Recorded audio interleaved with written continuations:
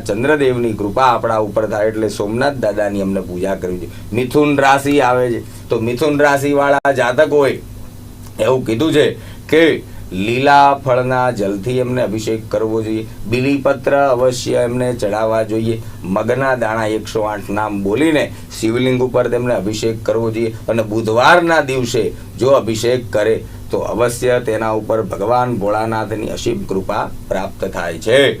ત્યારબાદ આવે છે કર્ક રાશિ. કર્ક રાશિ વાળાએ સોમ એટલે કે ચંદ્રના અધિપતિ દેવતા છે એટલે સોમનાથ મહાદેવનું સ્મરણ કરીને ઓમ ચંદ્રમૌલેશ્વરાય નમો નમઃ અથવા ચંદ્ર આદિત્યાય નમો નમઃ એ મંત્રનો જપ કરીને કર્ક રાશિ વાળા સોમવારના દિવસે અવશ્ય તેણે વ્રત કરવું જોઈએ. કર્ક રાશિ હ અને અક્ષર ડ અક્ષર જેના નામ છે તો એ રાશિના જાતકોએ કર્ક રાશિ વાળા જાતકોએ શિવલિંગ ઉપર જ્યારે અભિષેક કરવા જાઓ ત્યારે કલશની અંદર